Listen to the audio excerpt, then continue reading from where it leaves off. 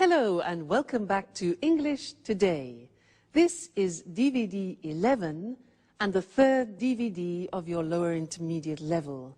And in this DVD, we'll begin with another 2 episodes of the story That's Life, followed by our special TV programs where we will look at climactic change.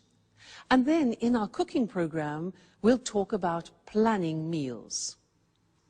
Then, in the grammar section, we're going to do some more work on the modal verbs can, might, and must, and the concept of probability and possibility. We'll also be studying the grammatical form used to. Okay? So, I hope you enjoy yourselves.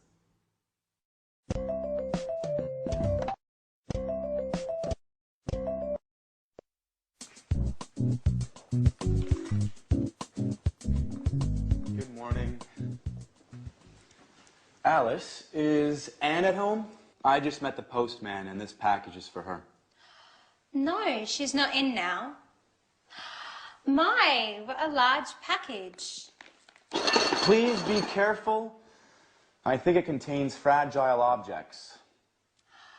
Hey, Peter, do you know if it contains a set of porcelain plates that she won with the Sweet Biscuits bonus points? Well, I think so. At least that's where the package comes from. All right, Alice. I have to go now. See you later. Anne will be so happy. She's been waiting for it for a long time. Bye.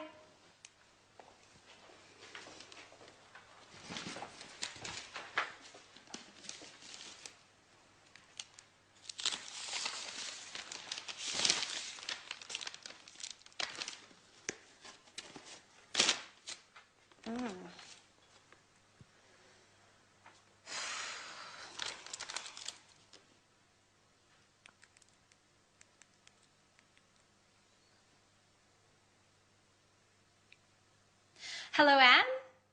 This is Alice.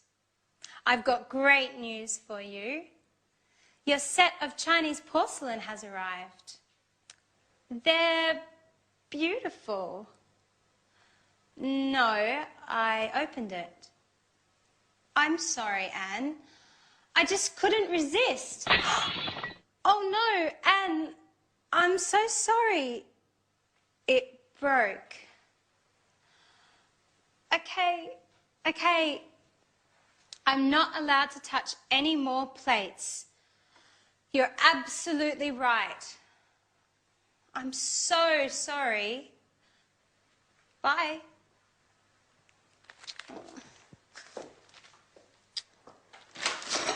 Jack, be careful. Don't touch anything. This packet contains Anne's set of Chinese porcelain. I hope you didn't break anything. I already broke a plate.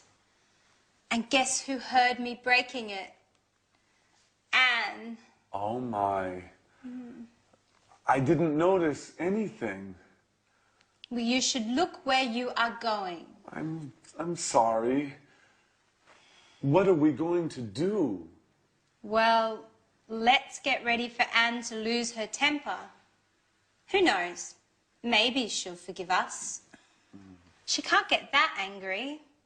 They're just plates. Remember, we can't cook. If Anne gets angry, we'll have to learn to cook. That's true. I've got an idea.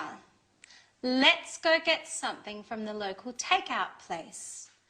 Then we can pretend that we cooked dinner. She might be happy and forget about those plates. That's a great idea. Let's get going.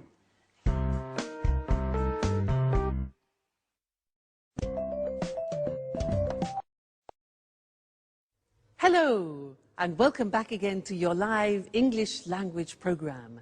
And I want to talk to you more about can. Now, how do you express can in the future or in the past? Can in the future. Do we say I will can? What do we say in the past? Now this is interesting because it's very strange.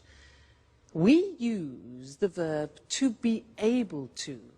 That's what I want to look at now with you on the language screen. To be able to. Isn't that strange? We have learned to use can in the present. We've had examples like I can cook, can you cook, and the negative I can't cook. Now, when we talk about ability in the past, everything changes, and we need to use this verb to be able to. When that goes into the past, we say, I was able to cook yesterday. You see, the verb to be goes into the past. I was able to cook yesterday. Strange, eh? Another example, the question, were you, past tense of the verb to be, were you able to cook? And the negative is he wasn't able to cook. So, can, in the future, we use to be able to, and in the past, to be able to. So, was, were, able to. The future, let's look at that now. You want to say can tomorrow, so we use to be able to and say, I'll be able to cook tomorrow. I will, I'll be able to cook tomorrow. The question becomes, will you be able to cook? And the negative, remember the negative of will, good. I won't be able to cook tomorrow. So isn't that interesting? When you want to express ability in the future and in the past, you need to use this verb to be able to. Now there's one more thing I want to tell you about, and it's about permission. Imagine that you are in a restaurant and you can see no smoking. The person next to you starts smoking. Now, it's a rule and a regulation that you can't smoke in a restaurant. So what do you say to that person? In English we say, excuse me, you're not allowed to smoke here. You're not allowed. See that? You're not allowed. Now that pronunciation is difficult. Allowed. Okay? You're not allowed to smoke in here. For example, if you go to a museum, often they say no cameras. So you're not allowed to take photos. Okay? You're not allowed to take photos. Another example, if you go into a library and people are reading, silence. You're not allowed to speak. Okay, so those are interesting things we've looked at, to be able to, and the use of you're not allowed to. Great. Now we're going to go back to our friends, and Anne is very angry about something. She wants to communicate something to her friends. Let's find out what it is, and I'll see you later. Bye.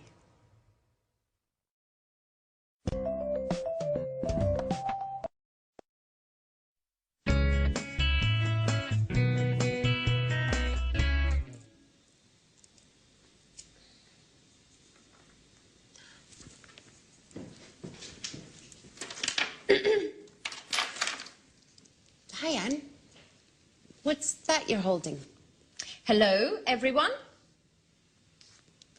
Listen. We need some rules in this house. Living together means obeying some rules. I've written this list of house rules that every person who spends time in this house must follow.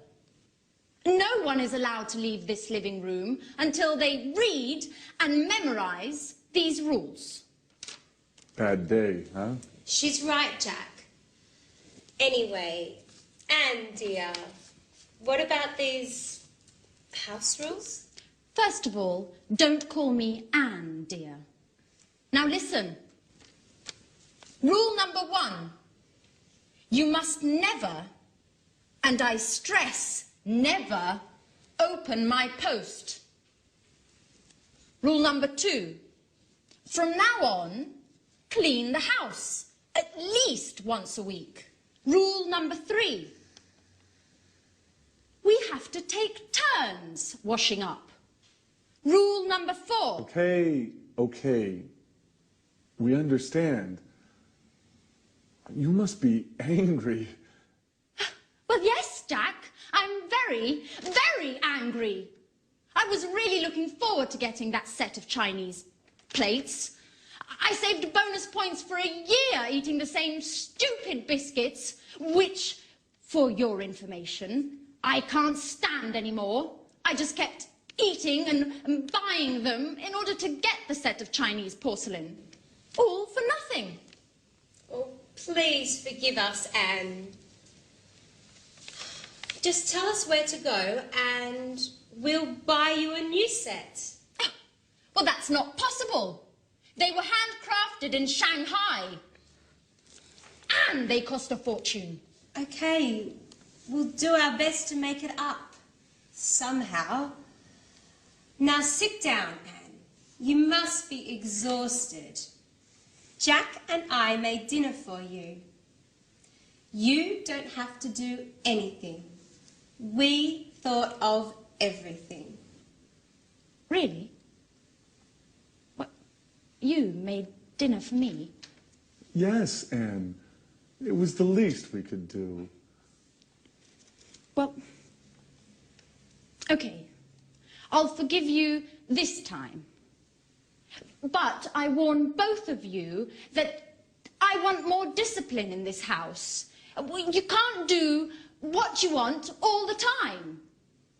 We need some rules. Oh, don't roll your eyes while I'm speaking to you. Okay, Anne. You're right. Rules are important. But it's also important to laugh a little. Oh, ha, ha, ha.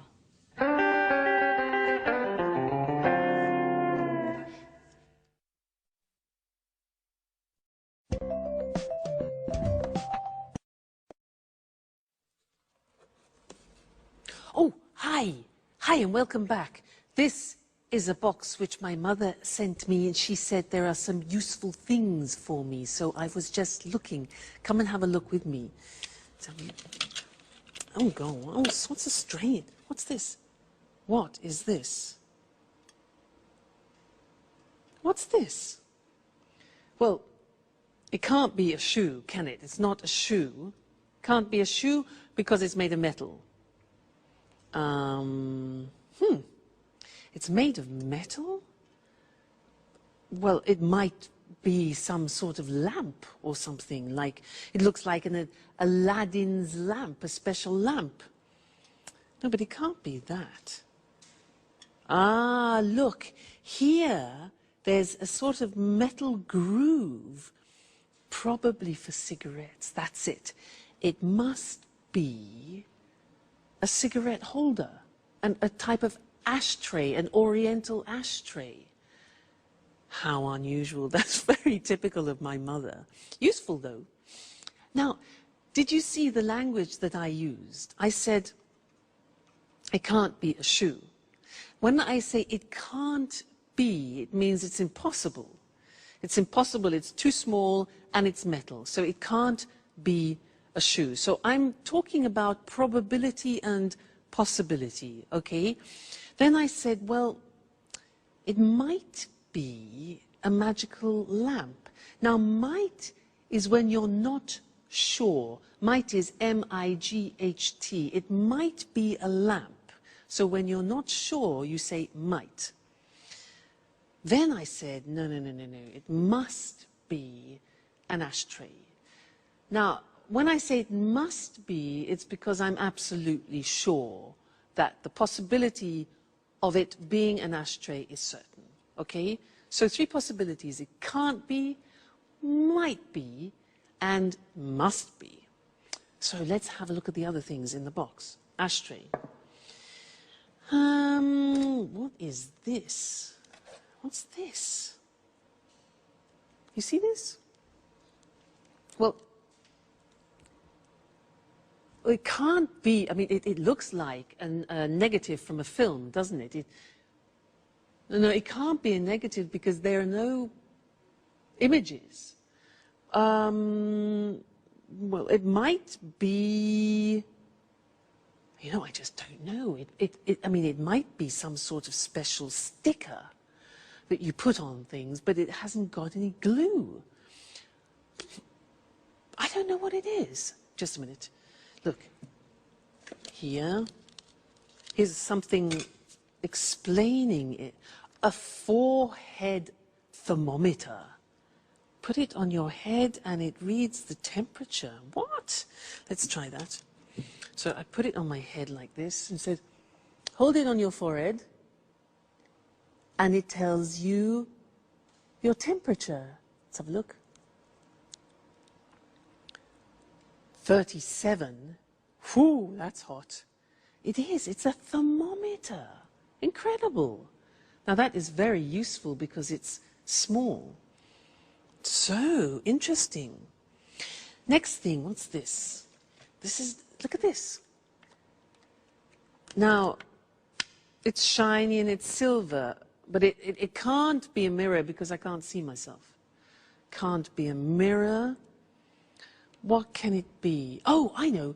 It might be for under glasses. You know what I mean? When you lay the table and you have glasses, sometimes you put it under to protect the tablecloth. Well, look what I have here. So this, for example.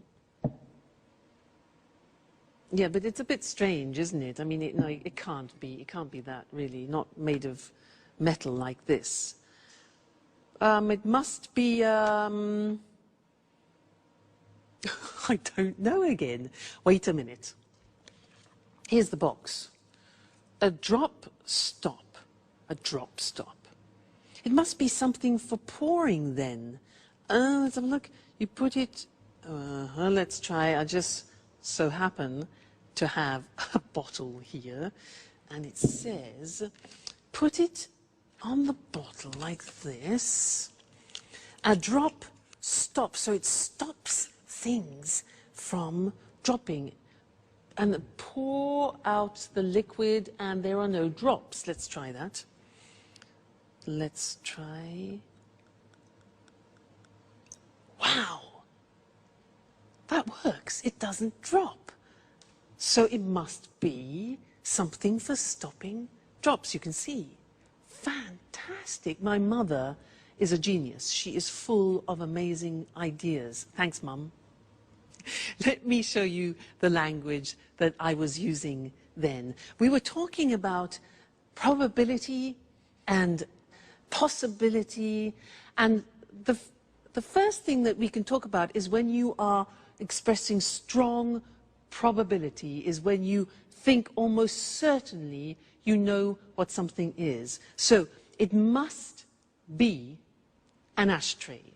So when I use must, I am 100% sure of something. It must be an ashtray.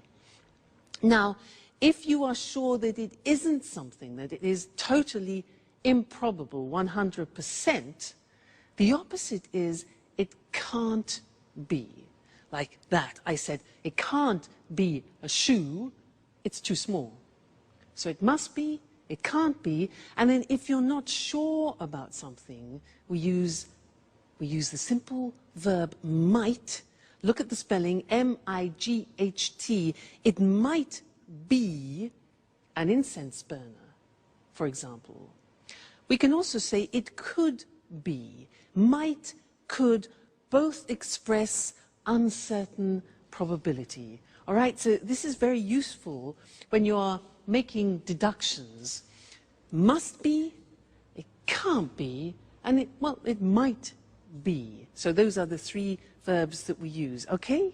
Great. So thanks, Mum, and I'll see you again very soon. Bye.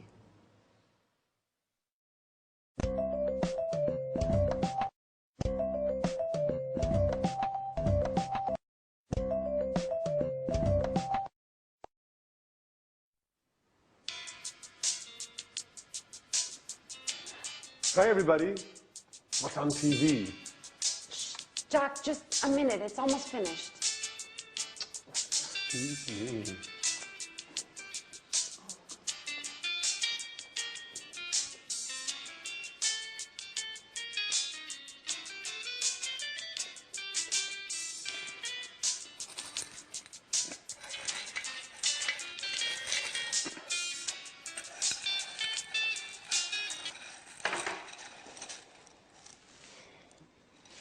So, what were you watching that was so engrossing? It was an extremely interesting documentary about Picasso's life. There were lots of details about some of his stranger habits. Did you know that Picasso preferred painting women with 4 eyes? No, I had no idea. And that he had lots of different types of dogs. He used to give only dogs to his friends. Strange, isn't it? And that he liked eating Italian cake at Christmas. Well, I also go crazy for Italian cake at Christmas, and my name isn't Picasso. By the way, where is our resident artist, Alice? She left early this morning. She said that she had something important to do. She wouldn't tell me what, but she did say it was none of my business. You know how she is. That's strange. She usually leaves late. Well, as a matter of fact, she was very serious this morning. She told me she had a headache, but I didn't believe her. Oh, look. But it's getting late. I'm starting to get worried. Don't play mom, Anne. Alice is a big girl now. I know. But it's just that she didn't tell me she would be late. In fact, she asked me if I would be late today. Just a moment. A few days ago, Alice told me that she wanted to enter a painting contest. She said she thought it was her big chance. Maybe that's where she is today. Well, you're probably right. But it's almost midnight. I don't think contests last that long. Why not? We all know that artists are a little crazy. Picasso was a perfect example. That's true. You know something about being crazy, Jack, don't you?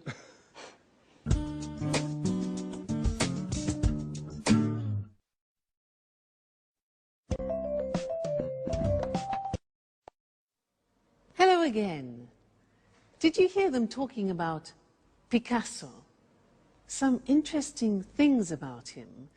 They said he used to give only dogs to his friends. He used to give only dogs, and he used to eat Italian cake at Christmas.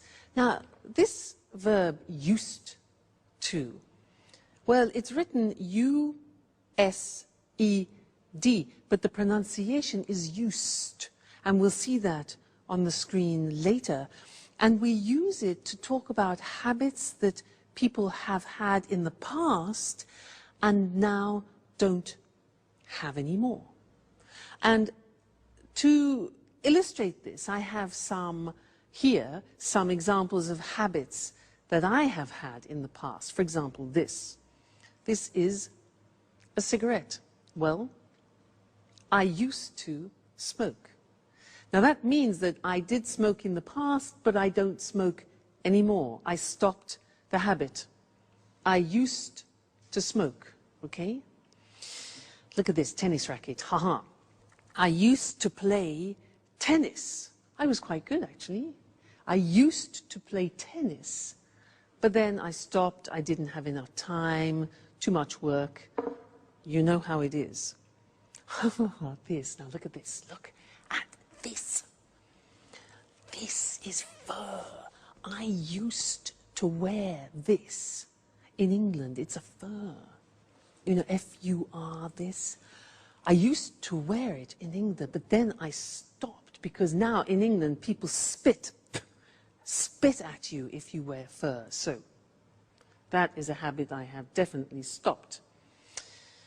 Now these are vitamins. Now, I didn't used to take vitamins in the past. I didn't used to, but then my mother, my mother's fantastic.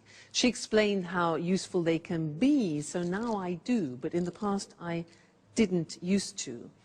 And this opera, yeah, another thing, opera. I didn't used to listen to opera, but now I just love it. So I listen to it a lot.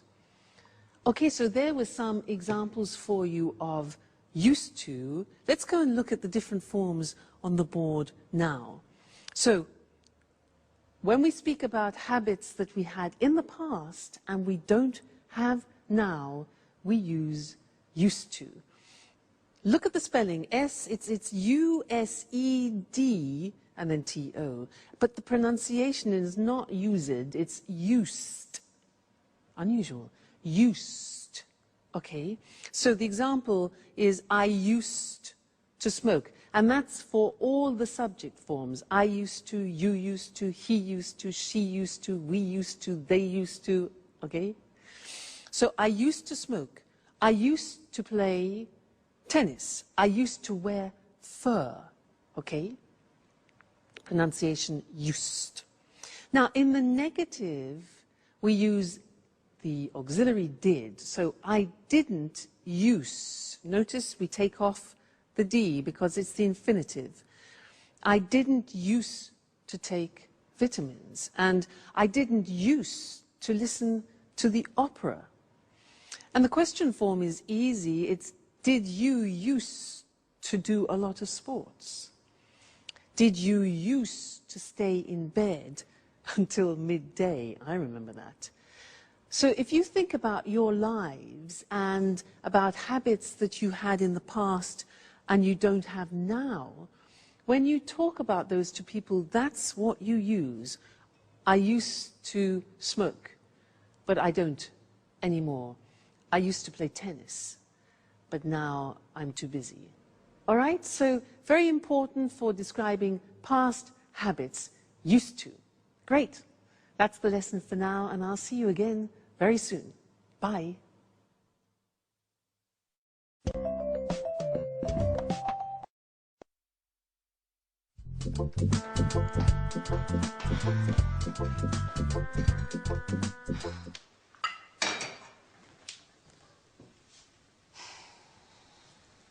Good morning, Alice. Where were you last night? We were getting worried. Good morning. It's a very... I thought it would be the... Why? What happened? Well, I took part in a young artist competition. Good morning, Alice. Where were you last night? We were getting worried. Good morning. I'd prefer not to talk about it. Why? What happened?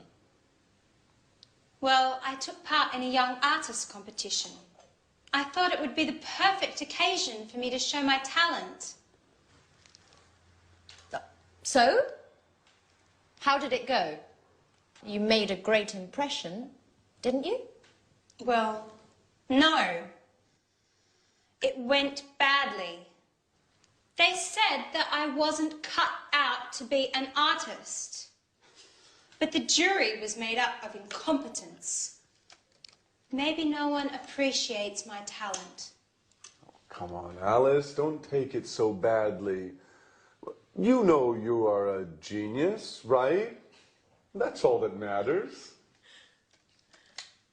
Yes, just like Van Gogh, who, by the way, only became famous after he had died. Maybe that's my destiny.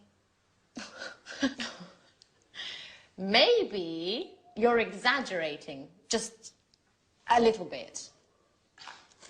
I mean, Van Gogh, but you don't really think you're in the same league, do you? And why not? No one appreciates my talent either. Anyway, I want your opinions. Wait just a moment while I get something.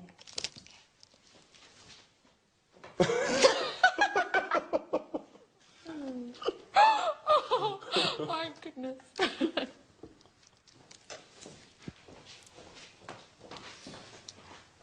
Here you go. This is the painting I took along yesterday. What do you think? Isn't it beautiful? It's...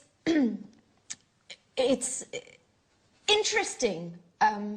It's a very unique painting. Yes, unique is the right word. Alice, you know I don't really understand art, don't you? What does it represent? That's the same question they asked me yesterday. I can't believe that. It's so clear. It's a painting of a man and a woman walking hand in hand. Oh, I see. Mm-hmm. Well, the truth is, it's a bit difficult to see. I mean, at first glance, it looks like a whole lot of mixed up colors. Come on, Jack. You just don't understand abstract art, do you? Well, now I understand that neither of you has any appreciation of fine art.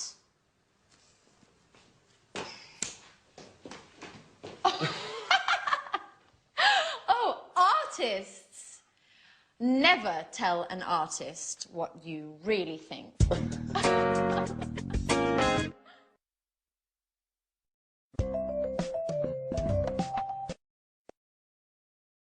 Hello again to you and welcome back for some more English. Did you hear in that last episode how Anne said to Alice, "So how did it go? You made a great impression, didn't you? You made a great impression, didn't you?" Do you remember that grammatical form, didn't you? A question tag, yeah? Remember, we did a lesson about this, and the example we used was, she's unhappy, isn't she? Do you remember that? Yes, I want to give you a little test on it. And in order to do this well, you have to be very careful about your auxiliaries, so pay attention. Number one, you're married, question tag. You're married, aren't you? Did you get that right, wrong, difficult? Do you remember, you are married, you take the verb, the auxiliary, and at the beginning it's positive, so you turn it into negative. You're married, aren't you? Try this. You didn't go to the party. Didn't is negative, becomes positive. You didn't go to the party. Did you? Great. Next one. He lives in Paris. He lives in Paris. Lives, simple present. Auxiliary. Yeah. Doesn't he? He lives in Paris. Doesn't he? Okay. They aren't French. Aren't. They aren't French. Positive. Are they? Great. Next one. She went to the cinema. She went to the cinema. Auxiliary past tense. Positive, negative. Didn't she? Okay. She went to the cinema, didn't she? All right. You don't like him. You don't like him. Negative. Do you? You don't like him, do you? Great. They were enjoying the show. They were enjoying the show. Past continuous. Weren't they? They were, weren't they? Great. He's coming tomorrow. He's coming tomorrow. Isn't he? Great, you're getting better all the time. They'll be late. They'll be late. Won't they? They'll be late, won't they? And the last one, we can't buy it. We can't buy it. Can we? Okay, so it's negative and positive. We can't buy it. Can. Well done. You know, these are difficult.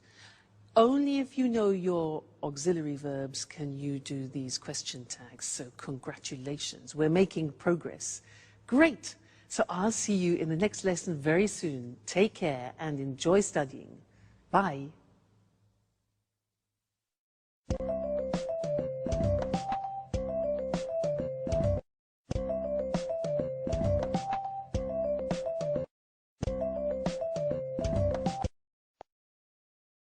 Good morning. Welcome to this week's edition of Climate Change. In the studio with me is our weather expert, Susan Thurley. Good morning, Eric. Well, Susan, there's a lot of talk these days about climate change. Could you explain exactly what is happening? Of course. You know, the first thing to stress is that the Earth's climate is always changing. In the past, this happened due to natural causes. I mean, the atmosphere and the Earth's climate changed naturally. Now things are different. Scientists believe that climate change today is a result of man's activities, our activities. And why are scientists so worried about this climate change? Well, before I answer that question, I'd like to talk a little about what we call the greenhouse effect. Certainly. Scientists often talk about the greenhouse effect. What is this exactly? The greenhouse effect is very important for the world's weather. Greenhouse gases help to capture the energy we receive from the sun. They keep the Earth warm. Without these gases, the world would be a colder place, and our lives would be very different. Well, if the greenhouse effect is so useful for the Earth, why do scientists talk about it nowadays as if it's something dangerous? It's the extra greenhouse gases that are dangerous. Our way of life, cars, factories, central heating, is producing too much of these greenhouse gases. These gases are trapping more and more of the sun's energy, and the world's becoming warmer. Is carbon dioxide one of these gases? Yes, carbon dioxide, CO2, is one of the main greenhouse gases. Carbon dioxide is produced when we burn coal and natural gas. The problem is that over the years, the concentration of carbon dioxide in the atmosphere has increased enormously. So, to stop global warming, we need to use less coal and natural gases. Exactly. But not only that, we also need to plant more trees, and we must stop destroying our forests because they take carbon dioxide out of the air. Is there anything else we can do? Well, governments around the world need to encourage the use of renewable energy sources. Solar panels can use the sun's energy. Wind turbines can generate electricity from the wind. And hydroelectric power plants can use water to generate electricity. Renewable energy is becoming popular today, isn't it? Yes, it is. But there's still a long way to go. Okay, Susan, one last question. What are the consequences of climate change? Well, higher average temperatures around the world. You know, even a small change in temperature, even a 1-degree increase, can cause the sea level to rise as the polar ice caps melt. In fact, this is already happening. Other consequences: more rainfall in some parts of the world and less in others. More extreme weather conditions, stronger hurricanes and typhoons. So, this is definitely a serious issue. We mustn't underestimate the importance of climate change, and we need to use more renewable energy. Well, thanks to Susan for your clear explanation of the problems. Thank you. Goodbye. And goodbye, and see you again next week for another edition of Climate Change.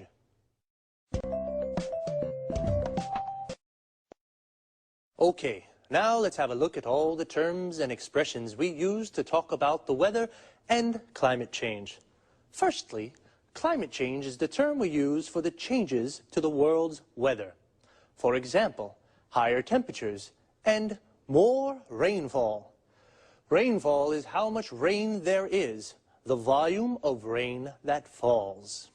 And I finally understand what the greenhouse effect is. Well, a greenhouse is a transparent house, usually made of glass, where we grow plants. It gets very hot in a greenhouse. In fact, the greenhouse effect is the gases in the atmosphere that trap the sun's energy, causing an increase in temperature of the world.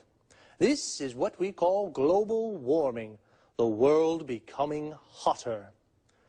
The atmosphere is words for the gases that cover the world. The main gases are nitrogen, oxygen, and carbon dioxide. Now, carbon dioxide is one of the main greenhouse gases. These are the gases responsible for the greenhouse effect.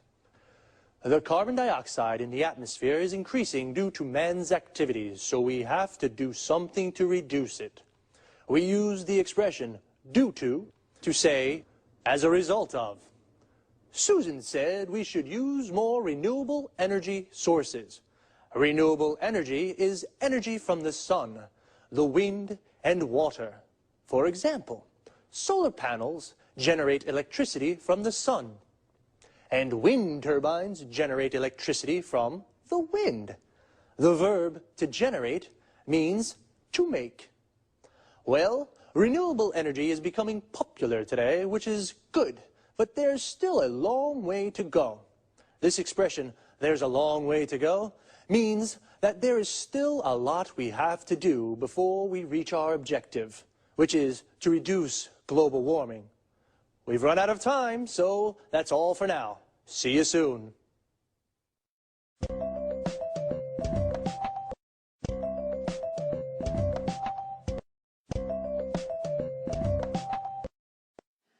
Welcome to Cooking Today. All homemakers will be thrilled to know that we're back with Lisa French. Thank you for inviting us into your lovely home once again, Lisa. I'm glad to have you. Now, Lisa, Leslie Forbes from Newcastle-on-Tyne is desperate. Her family's always complaining about her cooking. They say it's really, yucky, and they sneak out to get junk food. How can she make her meals more appetizing? Well, actually, it's just a matter of good meal planning. That sounds rather serious. Yes, it is, but it can also be a fun challenge. This means preparing food that's healthy as well as appealing and involves the senses such as smell, taste, and sight. Is that why they say your eyes are bigger than your stomach? Not exactly.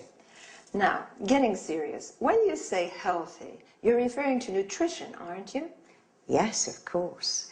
Nutrition is the key to good health. As a matter of fact, nutritionists agree that a varied diet is fundamental for physical and mental well-being. Well, what are the correct guidelines to a good nutrition? As you can see, I have an example of a food pyramid here. These 6 main food groups contain the nutrients essential to a well-balanced diet. Why a pyramid? Because it enables us to understand the correct number of servings per day. Can you give an example? Certainly. You see, the largest group includes bread, cereal, rice, and pasta. Then, going up the pyramid, you find fruits and vegetables, then meats and dairy products. What's at the top? You mean here? These are fats, oils, and sweets, which, although essential to the diet, must be eaten in moderate quantities.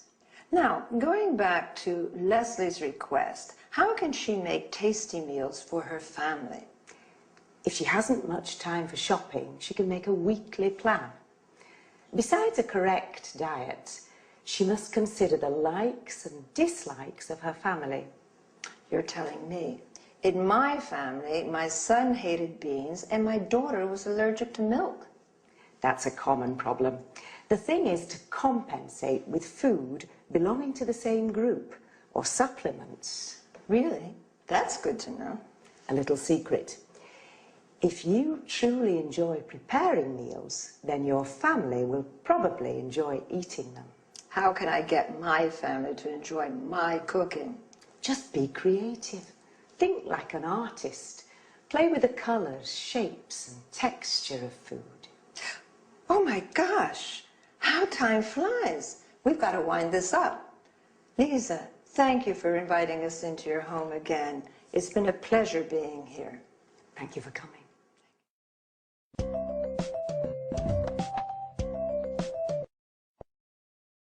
And now, let's pay attention to some expressions used in the dialogue. We've talked about meals, breakfast in the morning, lunch at noon, dinner, or in the U.S., supper at night. In the U.S., a dinner is the main meal of the day, even at lunchtime. Notice that in the U.K., tea is sometimes used instead of dinner. When we refer to specific times during the day, we can say lunchtime, tea time. Lisa showed a food pyramid. It contains food groups, such as cereals, meats, dairy products, milk, cheese, yogurt, fats and oils, and vegetables. All these foods contain nutrients. Then some positive adjectives used to define food are appetizing and healthy, while yucky is something rather disgusting. Moreover, the expression junk food refers to food which is not considered healthy at all. We say diet to indicate what we eat. It also means a series of rules to be followed to improve one's health. If we want to lose weight, we say, I'm on a diet. A diet is correct when it's varied or well-balanced. If you're allergic to a type of food, eating that food can make you ill or cause skin problems. Lisa talked about texture food. For example, food can be defined soft, crispy, crusty, or shape. Food can be cut into slices, cubes, and rings. During the interview, I quoted a common way of expressing that somebody has put more food on their plates than they're actually able to eat. Your eyes are bigger than your stomach. All right, that's all this week. Bye-bye.